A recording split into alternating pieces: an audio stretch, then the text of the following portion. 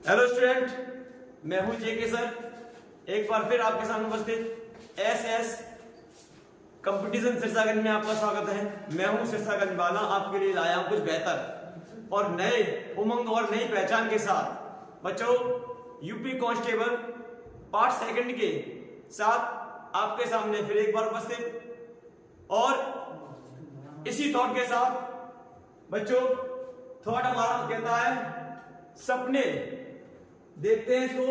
सपने और लक्ष्य में एक ही अंतर है। सपने के लिए बिना मेहनत की नींद चाहिए और लक्ष्य के लिए बिना नींद की मेहनत। अर्थात ये थॉट कोई नया नहीं है, पुराना थॉट है। ये कलाम साहब ने कहा था। इसी का दूसरा शब्द है कि सपने वो नहीं होते हैं जो हम सोते हुए देखते हैं। सपने वो होते हैं जो हमें सोने नहीं देते हैं। बच्चों, कलाम साहब की पहचान के साथ ये थॉट बनाया गया है, इसलिए चलते हैं अपने क्वेश्चन की तरफ। और बच्चों, मुस्कुराते रहिए, खुश रहिए। ईश्वर से प्रार्थना यही है कि आपका सिलेक्शन अच्छा हो और आप अच्छी मेहनत करें और लगे रहे। लक्ष्य जब तक ना मिले तब तक छोड़ना नहीं है और उसको तोड़ना अच्छी तरह। चलते हैं। देखिए बेटा, पहला क्वेश्चन क्या कह रहा है हमारा, मेनिंजाइटिस, ठीक है, रोग किसको प्रभावित करता है? और इसका आंसर बेटा आप कमेंट बॉक्स में दें बच्चों। इसका ऑप्शन आपके सामने है। ऑप्शन बेटा इसके आपके सामने है। पहला है वृक्क, दूसरा यकृत, तीसरा आपका है हृदय, चौथा है मस्तिष्क। तो बेटे ये एक ऐसा रोग है जो मनुष्य के एक ऐसे पार्ट जिसे हम मेन पार्ट कहते हैं, अर्थात दिमाग, मस्तिष्क को ये प्रभावित करता है। तो बेटे इसका आंसर हो जाएगा हमारा मस्तिष्क। तो इसका राइट आंसर बेटे क्या है? मस्तिष्क। यानी कि ये रोग जो है ना, ये वाला रोग मनुष्य के मस्तिष्क को प्रभावित करता है, ठीक है, इस पर प्रभाव डालता है। चलते हैं बेटे नेक्स्ट क्वेश्चन की तरफ। तो बेटे नेक्स्ट क्वेश्चन हमारा क्या कह रहा है, सौर सेल। पढ़ो जरा इसको बेटे और इसका आंसर कमेंट बॉक्स में दें और मुस्कुराते रहिए, खुश रहिए बेटे। क्या है? सौर सेल को बनाने में किस तत्व का प्रयोग होता है? सौर सेल बेटे, सौर सेल को बनाने में किस तत्व का प्रयोग होता है? इसकी बेटे ऑप्शन है मैग्नीशियम, दूसरा है बी पार्ट है आपका, बी ऑप्शन है सोडियम और सी ऑप्शन है कैल्शियम, डी है बेटे सिलिकॉन। तो बेटे सौर सेल एक ऐसा यंत्र है बेटे, सौर सेल। तो सौर सेल, ठीक है, जिसे हम सोलर सेल भी कहते हैं। सौर सेल बेटे हमारा जो होता है सौर सेल का कार्य क्या होता है वो जरा समझें। सौर सेल हमारे, ठीक है, प्राकृतिक सौर ऊर्जा वाले सूर्य से, किससे बेटे? सूर्य से एनर्जी लेता है, सौर ऊर्जा लेता है। क्या लेता है? सौर ऊर्जा लेता है, सौर ऊर्जा लेता है बेटे, ठीक, सौर ऊर्जा लेता है और उसको किसमें बदलता है? विद्युत ऊर्जा में बदल देता है। किसमें बदलता है? विद्युत ऊर्जा में बदलता है। किसमें बेटे? विद्युत एनर्जी में, ठीक है, विद्युत ऊर्जा में बदलता है, ठीक। तो विद्युत सूर्य से लेने वाली ऊर्जा को, सौर ऊर्जा को विद्युत ऊर्जा में बदलने का काम होता है किसका? इसका सौर सेल का। सौर सेल, ठीक है, सौर सेल का काम यही है, ठीक। अब बच्चों, सौर सेल का काम ये है। अब लेकिन सौर सेल की प्लेट है, ये प्लेट किसकी बनी होती है? ये प्लेट बेटे बनी होती है सिलिकॉन की। बेटे किसकी होती है? सिलिकॉन, ठीक है, सिलिकॉन की। तो हमारा बेटे ऑप्शन कौन सा हो जाएगा बच्चे? डी ऑप्शन इज करेक्ट हो जाएगा। बच्चों, तोड़ना है और फोड़ना है, क्वेश्चन को निकलने नहीं देना है, क्योंकि ये वो क्वेश्चन है, वो चुनिंदा क्वेश्चन है जो हर परीक्षाओं में, हर उपयोगी परीक्षाओं में ज्यादातर आते रहते हैं। और आप मेहनत तब तक लगे रहें, मेहनत के जब तक आपको फल ना मिल जाए। जिस तरह परिश्रम करने से हर चीज आसान हो जाती है, वैसे ही मेहनत करने से सब कुछ मिल सकता है और मिल जाएगा। चलते बेटे अपने नेक्स्ट क्वेश्चन की तरफ। अब हमारा बेटे नेक्स्ट क्वेश्चन क्या कह रहा है, ठीक, थर्ड क्वेश्चन ये कह रहा है हजामत का शीशा कौन सा है? हजामत बेटे, हजामत पुराने लोगों की बेटे भाषा है हजामत। जिसे आज हम कहते हैं बाल कटाना, शेविंग बनाना, ये हजामत में आता है। पहले के लोग इसे हजामत का नाम दे देते। तो वो पूछ रहा है हजामत, ठीक बेटे, हजामत शब्द आपका जो आया है बेटे, हजामत, इस हजामत में कौन सा सीधा लगता है हजामत करने के लिए? हजामत का शीशा कौन सा था? जो हम सेविंग या दुकान पे जाते हैं, सेविंग की दुकान पर जाते हैं बेटे, तो सेविंग की दुकान पर जिस शीशे का प्रयोग होता है, ठीक है, उस शीशे का उत्तर क्या है, उसका नाम क्या है? क्या उत्तल है, क्या अवतल है, क्या समतल है, या परवलयी है?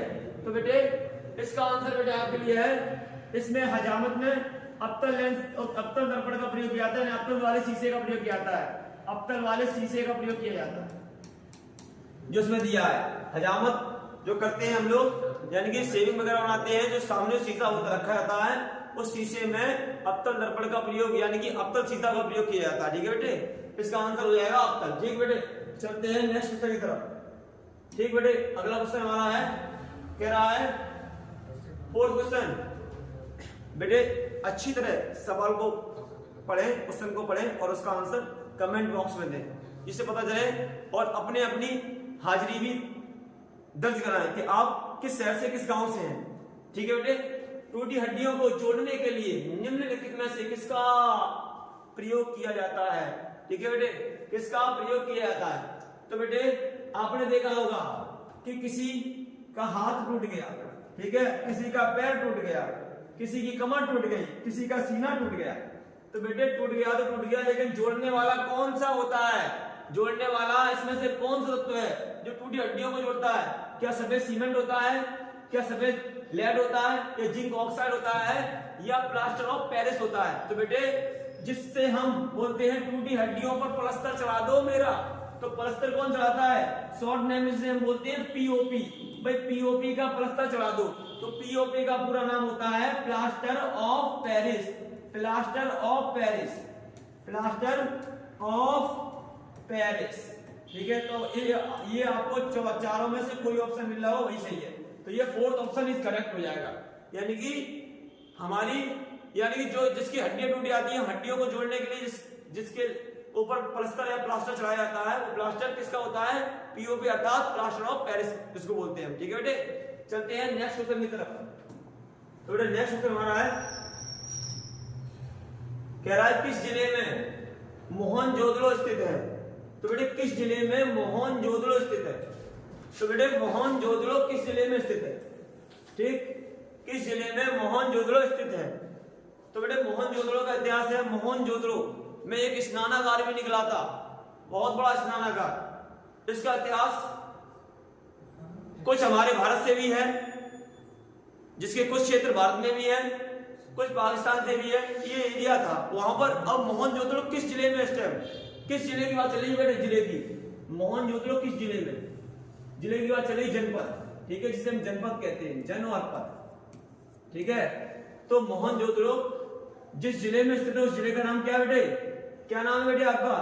क्या लड़काना है, क्या आपका मोन गोमरी है, या सिंध है, या उधमपुर है बेटे? क्या है इसमें से, क्या क्या है? अरे वही है जो लड़काना है, बस वही है। ठीक है, आपका उत्तर फर्स्ट सही है, यानी कि लड़काना जिले में आपका मोहनजोदड़ो स्थित है इस टाइम। ठीक है बेटे, प्रेजेंट टाइम में। चलते हैं बेटे नेक्स्ट क्वेश्चन की तरफ में। तो नेक्स्ट क्वेश्चन मेरा सारा कर रहा है, क्या कह रहा है?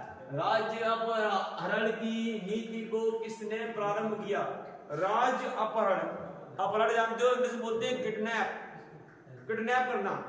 और राज्य को ही किडनैप कर लिया, ऐसी कौन सी योजना आ गई भाई?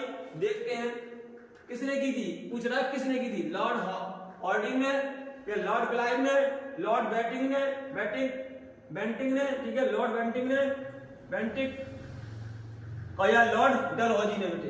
तो बच्चों ठीक, चलते हैं।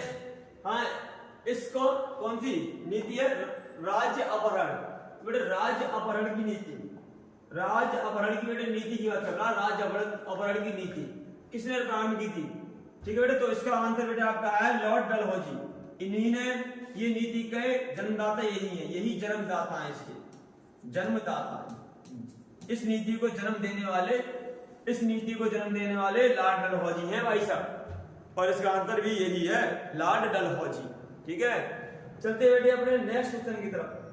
तो बेटे और क्वेश्चन पढ़ते रहें और इसका आंसर आप कमेंट बॉक्स में देते रहें बच्चों, क्योंकि आपको कुछ पाना है, मेहनत तो करनी पड़ेगी।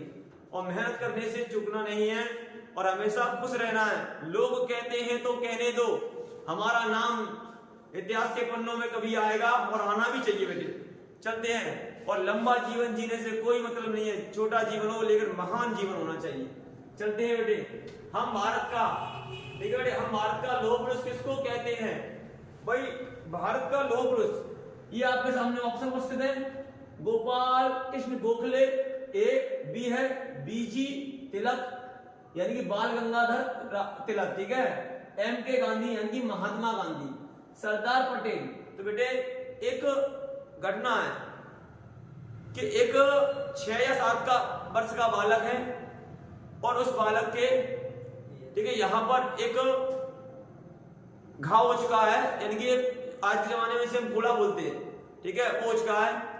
तो उस बालक की इतनी हिम्मत है, घर वाले सोच रहे हैं कि इसके लगनी आएगी, ये दर्द करेगा, ये हो जाएगा, लेकिन उस बालक ने एक लोहे की छड़ को लेकर अपने उस घाव पे लगा लिया और आस्ते आस्ते उस घाव का सारा कचरा साफ कर दिया। तभी से इन लोगों ने, उनके घर वालों ने ये मान लिया कि ये बालक कुछ ना कुछ करेगा और आगे बढ़ के कुछ ना कुछ करेगा। उसी लोहे की छड़ के आधार पर उस बालक का नाम लौह पुरुष पड़ा, जो आज हमारे सरदार पटेल के नाम से प्रचलित है।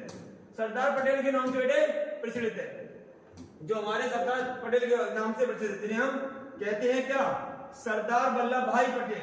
तो हमारा जो इतिहास है वो किसका है? सरदार वल्लभ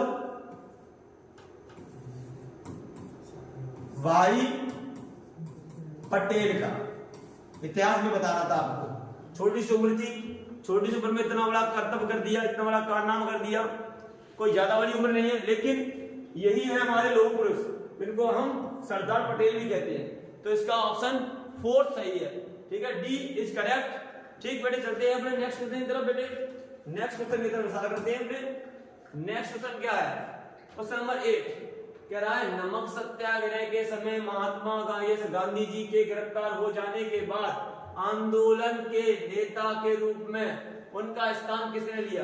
बेटे ये हम सबको पता है, ये हम सबको पता है, ये हम सबको पता है बेटे कि नमक सत्याग्रह यानी कि नमक सत्याग्रह का कानून यानी कि नियम महात्मा गांधी जी की देन। लेकिन महात्मा गांधी जी भी अब गिरफ्तार हो गए, अब उनकी जगह कौन लेगा?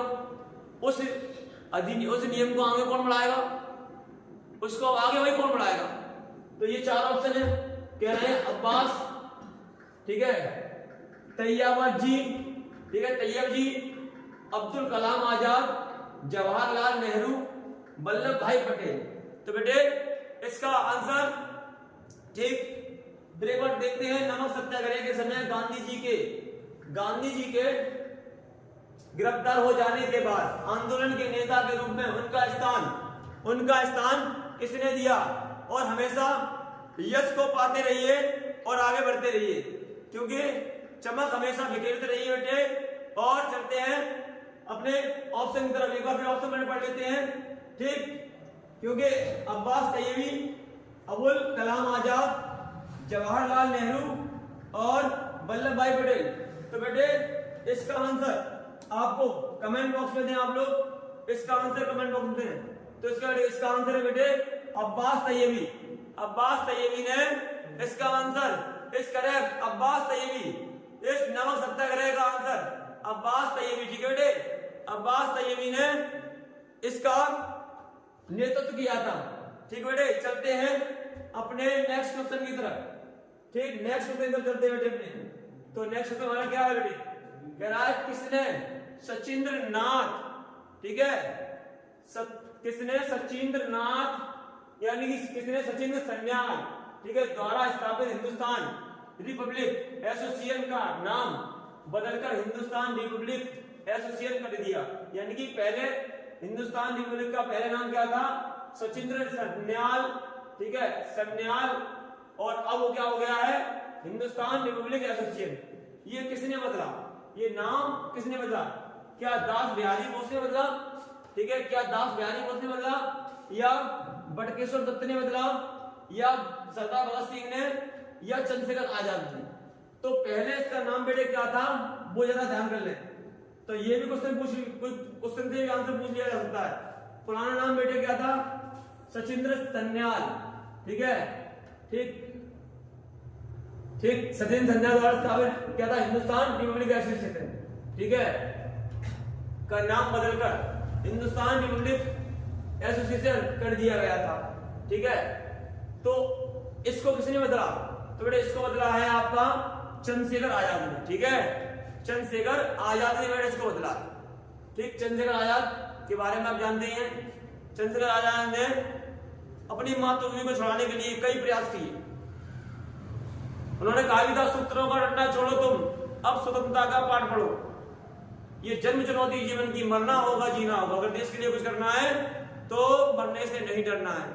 तन मन धन से किसी से भी देश की सेवा करो। इसलिए चंद्रशेखर आजाद को याद रखो। ठीक है बेटे, चलते हैं अपने नेक्स्ट क्वेश्चन की तरफ। तो नेक्स्ट क्वेश्चन हमारा बेटे क्या कह रहा है?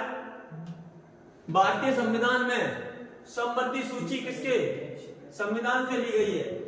समवर्ती यानी कि समानवर्ती, समान मात्रा वाली। ठीक है, भारत के संविधान, हमारे संविधान में एक सूची ली गई है बेटे, क्योंकि हमें पता है हमारे देश से बड़ा किसी देश का संविधान नहीं है, और हमारे देश में कई नियम, कई योजनाएं अलग अलग देशों से ली गई। ऐसे ही एक नियम है क्या? समवर्ती सूची। वो किस देश से ली गई है? संयुक्त राज्य अमेरिका से ली गई है, या कनाडा से ली गई है, या जर्मनी से, या ऑस्ट्रेलिया से? तो बेटे समवर्ती सूची जो ली गई है वो ऑस्ट्रेलिया से ली गई है बेटे। ठीक है बेटे, ऑस्ट्रेलिया से ली गई है समवर्ती सूची, ऑस्ट्रेलिया से ली गई है। कहां से ली गई बेटे? ऑस्ट्रेलिया से। तो इसका डी ऑप्शन इज करेक्ट हो जाएगा, ये आंसर आपका इज करेक्ट हो जाएगा। ठीक है, ये जेके सर का वादा, ये राइट है। ठीक है बेटे, चलते हैं अपने अगले क्वेश्चन की तरफ। तो कह रहा है जनवरी 2000, पढ़ते बेटे इसको, आप पढ़े, थोड़ा पानी पानी भी हो जाए बेटे। चलिए, जनवरी 2018 में क्रिकेट महेंद्र सिंह धोनी को कौन सा पुरस्कार प्रदान किया गया? तो बेटे क्रिकेट लिख गए यहाँ पे, क्रिकेट नहीं, यहाँ बेटे क्रिकेटर होना चाहिए। ठीक है बेटे, क्रिकेटर होगा। यहाँ पर थोड़ी मिस्टेक हो गई है स्पेलिंग होने में। ठीक है, टाइपिंग होने में बेटे यहाँ पर क्रिकेटर होना चाहिए। क्या होना चाहिए? क्रिकेटर। ठीक है, क्रिकेटर। ठीक है, तो बेटे क्रिकेटर है यहाँ पे। ठीक, तो जनवरी 2018 में क्रिकेटर महेंद्र सिंह धोनी को कौन सा पुरस्कार प्रदान किया गया? ठीक है, क्या पद्म भूषण दिया गया, या पद्म श्री, या पद्म विभूषण? ठीक है, पद्म विभूषण या खेल रत्न? तो बेटे 2000। ठीक है बेटे, और आप अपना काम करते रहें। और क्वेश्चन नंबर 11 को एक बार फिर देख लेते हैं। जनवरी 2018 में क्रिकेटर महेंद्र सिंह धोनी को कौन सा पुरस्कार प्रदान किया गया? कौन सा पुरस्कार प्रदान किया गया? ठीक, क्या बेटे? पद्म विभूषण है, पद्म भूषण है, या पद्म श्री है, या पद्म विभूषण है, या खेल रत्न है? खेल रत्न है। ठीक है, तो बेटे इसका आंसर आपका पद्म भूषण महेंद्र सिंह धोनी को, MSD को, ठीक है, SD सर जी को जो दिया गया है पुरस्कार, वो क्या दिया गया है? वो दिया गया पद्म भूषण। ठीक है बेटे, अब चलते हैं हम अपने नेक्स्ट क्वेश्चन की तरफ। तो नेक्स्ट क्वेश्चन बेटे हमारा क्या है? नेक्स्ट क्वेश्चन है बेटे, नेक्स्ट क्वेश्चन हमारा, ठीक बच्चों, निराश नहीं होना है, घबराना नहीं है, और हंसते रहना है। आपका काम भी होगा और नाम भी होगा बेटे। चलते हैं, पंचायती राज व्यवस्था में स्थानीय स्वशासन की व्यवस्था कैसी होती है? ठीक है बेटे, पंचायती राज व्यवस्था में स्थानीय स्वशासन की व्यवस्था कैसी होती है? पहला ऑप्शन बेटा आपका ग्राम, ब्लॉक, जिला और राज्य स्तर पर 4 स्तरीय व्यवस्था। दूसरा है बेटे आपका ग्राम, ब्लॉक और जिला स्तर पर 3 स्तरीय संरचना। ठीक है, और सी है आपका ग्राम और ब्लॉक स्तर पर 2 स्तरीय व्यवस्था, ग्राम स्तर पर 1 स्तरीय व्यवस्था। तो बेटे ये जो आपकी स्वशासन, ठीक है, स्वशासन जो व्यवस्था है बेटे आपकी, ये आपकी कौन सी है? ये आपकी 3 स्तरीय व्यवस्था, त्रिस्तरीय, 3 स्तरीय। कितनी? 3 स्तरीय। तो 3 स्तरीय इसमें कौन सा है? 3 स्तरीय बेटा आपका बी वाला आ रहा है। तो ग्राम, ब्लॉक और जिला, इसमें 3 आते हैं, इसलिए बेटा इसका आंसर कौन सा होगा? बी करेक्ट होगा। ग्राम, ब्लॉक और जिला स्तरीय पर 3 स्तरीय संरचना। ठीक है, यही बेटे हमारा इसका आंसर है और ये आंसर इस करेक्ट। ठीक है बेटे, चलते हैं अपने क्वेश्चन नंबर 13 की तरफ। क्वेश्चन नंबर 13 की तरफ क्या रहा है? क्या कह रहा है? भूपेन हजारिका सेतु का निर्माण किस राज्य में किया गया? ठीक है बेटे, ये आपका ऑप्शन है उपस्थित सामने गुजरात। अरे हमारे प्रधानमंत्री जी का राज्य ये ध्यान रखना। ठीक है, और ये कर्नाटक, बी और सी है महाराष्ट्र और आपका डी है असम। तो बच्चे इसका आंसर ठीक आप कमेंट बॉक्स में जल्दी दे, मैं तो देने वाला हूं। ठीक है, मैं दे रहा हूं बेटे इसका आंसर। इसका आंसर है बेटे आपको आप जानते हैं, हाँ जिसने आंसर दिया, किसी बच्चे ने आंसर दिया बिल्कुल सही दिया, किसी ने दिया असम, बिल्कुल सही दिया, असम इज करेक्ट। ठीक है, असम इज करेक्ट बेटे। ये खुशी कुछ और होती है, बेस्ट खुशी आपकी। जल्दी बेटे चलते हैं अगले क्वेश्चन की तरफ बेटे। हमारा अगला क्वेश्चन क्या है? ये कह रहा है राज्य मानवाधिकार आयोग अपनी वार्षिक रिपोर्ट किसे देता है? ठीक है, अपनी वार्षिक रिपोर्ट किसे देता है? राज्य सरकार को, केंद्रीय सरकार को, राष्ट्रीय मानवाधिकार आयोग को या ठीक है राज्यपाल को? तो बेटे पहली बात, ये जो शब्द है क्या है? मानवाधिकार जी, राज्य मानवाधिकार। तो ये इससे बड़ा केवल कोई है इनमें से, तो वो केवल क्या है? ये राज्य की बात है, तो इसका पूरा काम कौन करेगा? राज्य सरकार।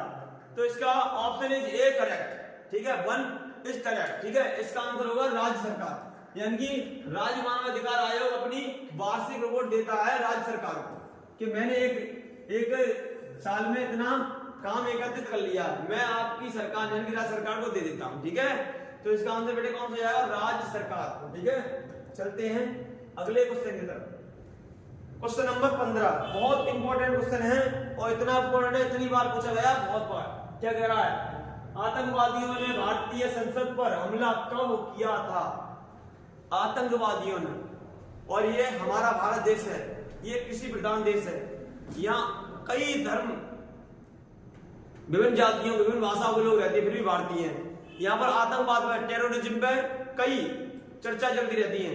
तो बात है यहाँ पर आतंकवाद की। आतंकवादियों ने भारतीय संसद पर हमला कब किया था? भारतीय संसद पर हमला कब किया था? तो पहला ऑप्शन है आपका ये 13 दिसंबर 2001 को, 11 दिसंबर बी है 11 सितंबर 2001 को, सी आपका है 22 जनवरी 2002 को और डी आपका है 14 मई 1857। तो बेटे आतंकवादियों ने, ठीक है, आतंकवादियों ने हमारे देश पर जो आक्रमण किया था, ठीक है बेटे, वो आक्रमण उन्होंने जो किया था भारतीय संसद पर बम वगैरह जो कुछ किया था उन्होंने, वो 13 दिसंबर 2001 में किया था। 13 दिसंबर 2001 में किया था। ठीक बेटे, तो इसका करेक्ट आंसर हो जाएगा आतंकवादियों ने ये दिन निश्चित कर दिया था। ये देश इतिहास के पन्नों में आ गया है, इसलिए हम इसे पढ़ रहे हैं क्योंकि हम लोग जीएस पढ़ रहे हैं, जनरल स्टडीज, ठीक है, सामान्य ज्ञान। और इस ज्ञान को कम नहीं होने देना है। जब जब आपको लगने लगे कि कहीं हम हताश हो रहे हैं, थोड़े हेजिटेट हो रहे हैं, तो आप अपनी किताबों को खोल लें और किताबों से पढ़ना चालू कर दें। आपको वो आनंद मिलेगा जो कहीं नहीं मिलेगा बेटे। किताबों में बड़ा ज्ञान भरा हुआ है। चलते हैं बेटे अपने अगले क्वेश्चन की तरफ। ठीक, क्वेश्चन नंबर 16 यानी कि 16, बाप का नाम भोला। चलते हैं। दक्षिण एशियाई क्षेत्रीय सहयोग संघ का मुख्यालय कहाँ है? दक्षिण एशियाई क्षेत्रीय सहयोग संघ का, सहयोग सॉरी बेटे, सहयोग है, सहयोग यानी कि सहायता मित्र वगैरह होता है, वैसे सहयोग मुख्यालय है कहां पर बेटे? ठीक, क्या कह रहा हूं? क्षेत्रीय, दक्षिण एशियाई क्षेत्रीय सहयोग संघ का मुख्यालय, ठीक है, कहाँ है? भारत में है या नेपाल में या पाकिस्तान में? ठीक है बेटे, तो बेटे इसका मुख्यालय एक छोटे से देश को दे दिया गया है और छोटा सा देश हमारा पड़ोसी देश है जिसे हम कैसे नाम से जानते हैं, जिसकी राजधानी तो हम तुम्हें बता देंगे, लेकिन वो देश है हमारा नेपाल। और इसकी राजधानी है काठमांडू। काठमांडू, ठीक है, ये एक इतिहास में एक क्वेश्चन नया मिल गया, ठीक है, काठमांडू, मांडू, ठीक है, काठमांडू का। तो नेपाल में इसका मुख्यालय स्थित है। ठीक, चलते हैं अगले क्वेश्चन की तरफ। अरे आप मुस्कुरा रहे हैं तो अच्छी बात है, हंसते रहिए और मुस्कुराते रहिए, क्योंकि ये एसएस कंपटीशन सिरसागंज का वादा है, आपको कांस्टेबल की वर्दी दिलानी है। चलते हैं बेटे अपने अगले क्वेश्चन की तरफ। ठीक, क्या कह रहा है बेटे, इसको अच्छी तरह पढ़ेंगे आप और इसका आंसर कमेंट बॉक्स में देंगे। और हेजिटेट नहीं होना बेटे, हिम्मत हारनी नहीं है, बहुत कुछ करना है आपको भी।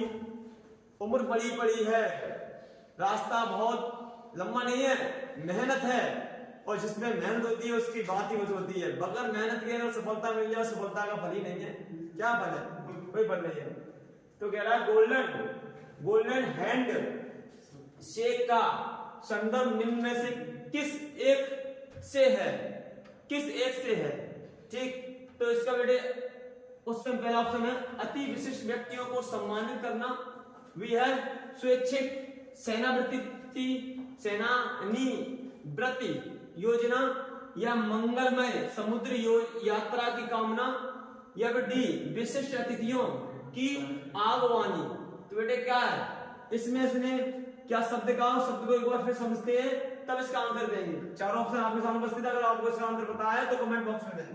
ठीक है, तो इसने कहा है गोल्डन हैंड शेक।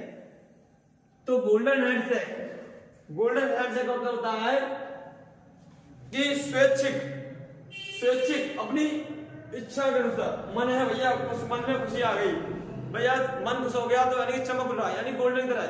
तो इसलिए इसका आंसर आपको हो जाएगा सेकंड वाला, स्वैच्छिक सेनानी वृत्ति योजना। इस योजना के अंतर्गत ये किया गया था, क्या गोल्डन हैंडशेक का संदर्भ इसी संबंधित है। तो इसका आंसर बेटे क्या है, इसका आंसर बी इज करेक्ट, स्वैच्छिक सेनानी वृत्ति योजना। ठीक है बेटे, तो चलते हैं अपने क्वेश्चन की तरफ। क्वेश्चन नंबर 18 एन के 18, और इसको पढ़ ले और पढ़ते हुए देखते हैं बेटे इसका क्या है। जनवरी 2018 में